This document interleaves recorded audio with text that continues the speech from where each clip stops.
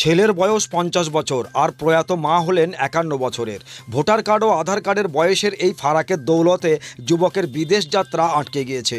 ফলে সমস্যা নেমে এসেছে মুর্শিদাবাদ জেলার ভরতপুরের নতুন পাড়ার বাসিন্দা জহিদুল শেখের পরিবারে।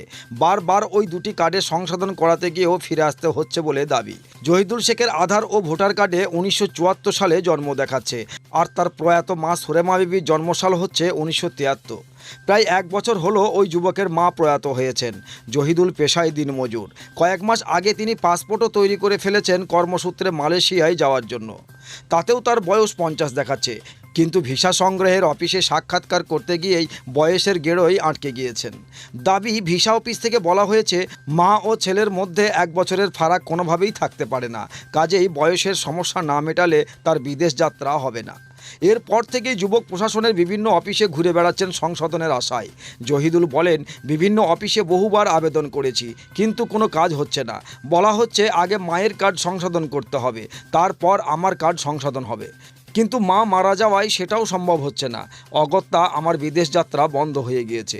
জহিদুলের স্ত্রী সোনাই খাতুন বলেন, বাড়িতে দুটি নাবালক পুত্র সন্তান সহ বৃদ্ধ শ্বশুর রয়েছেন। ৫ জনের সংসারে অভাব মেটানোর জন্য গয়না বন্ধক দিয়ে বিদেশে কাজের ব্যবস্থা করেছিলাম, কিন্তু বয়সের সমস্যায় সব কিছু আটকে গিয়েছে। জহিদুলের বাবা মেহেদ শেখ জানান, সেই ১৯৭৮-এর বন্যার ২ বছর পর আমার বিয়ে হয়েছিল। তার কয়েক বছর পর সন্তান আসে। সেই হিসাবে আমার ছেলের বয়স মেরে কেটে ৩৯ থেকে ৪২ বছর হতে পারে। আসলে আমরা পড়াশোনা জানি না, তাই চোখ থাকলেও অন্ধ হয়ে রয়েছি। কার্ড তৈরির সময় ওসব কিছুই লক্ষ্য করিনি, যার ফল ভোগ করতে হচ্ছে এখন। আমি পাসপোর্টে ভিসা লাগাইতে গিয়েছিলাম কলকাতা, তা সেখানে আমাকে বলছে তোর বয়স কত, তাহলে আমার বয়স তো আমি বলতে পারবো না, তো পাসপোর্টে লেখা আছে কত দেখেন, তো বলছে তোর ৫০ বছর বয়স হয়ে গেছে, তা ভিসা লাগাই করে। তা আমি জিজ্ঞেস করলাম আমার ৫০ বছর হয় কী করে, আমার মায়ের ৫১ বছর বয়স, তাহলে আমার ৫০ বছর হয় কী করে? তা আমি কি মায়ের ১ বছর কাজ ছোটো? মায়ের জন্মের পরে কি আমি তৈরি হয়েছিলাম? তো এটা বললাম, যে আমাকে বললো হ্যাঁ তোমার এত ভিসা লাগবে না, তা তোমাকে এটাও সংশোধন করতে হবে, তাছাড়া তোমার বিদেশ যাওয়া হবে না। তাই আমি পাসপোর্ট করতে গিয়েছিলাম, তো সেখানেও বললো না এখনও হবে না, তুমি অন্য জায়গায় দেখো গা, নাহলে তুমি বুঝো গা। এই যে আপনার বয়সের ভুল বা আধার কার্ড বা এতে দেখলাম, তো এটা সংশোধন করতে গিয়েছিলেন? গিয়েছিলাম আমি। কি বলেছে? যে আমাকে বললো হবে না, তুমি যেটা পারবা সেটা করো গা, নাহলে তুমি দেখে লাগবা। এইভাবে আমাকে উত্তর দিছে।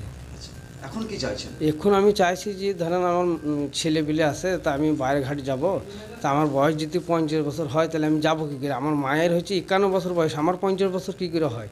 তো এটাও আর আমার সংশোধন চাই আধার কার্ডের হিসাবে। এর আগে আপনার কোনোদিন নজরে আসেনি? না, আমি তো পড়ালেখা জানি না, তা আমি এইসব জানি কী করে? আমি পাসপোর্ট ভিসা লাগাইতে যেয়ে এরকম দেখছি, আমাকে সেই দালাল আমাকে বলছে যে তোমার ৫০ বছর বয়স হয়ে গেছে, তোমার ভিসা লাগবে না। আপনার মায়ের জন্মের পরে আপনার মানে কত, মায়ের থেকে কত ছোট বড় মনে হচ্ছে? আমার ১ বছর ছোট দেখাচ্ছে, মায়ের ৫১, আমার ৫০। তাহলে আমি কি মায়ের পেট থেকে, আমার মা কি জন্ম পেট থেকে লেগেছিল? কি নাম আপনার? আমার নাম জহিদুল। আপনার মায়ের নাম? সুরেমা বিবি। আব্বার নাম? মেহেদ শেখ। কোথায় বাড়ি? বাড়ি ভরতপুর নতুন পাড়া। আপনার বিয়ে কত সালে হয়েছিল? ৭৮ সালের মানে ২ বছর পর। তারপর আমার ২ বছর পর আবার ধরেন ২-৩ বছর পর আবার ছেলে পেলে হয়েছে। আচ্ছা, তাহলে আপনার ছেলের বয়স কত হওয়া উচিত?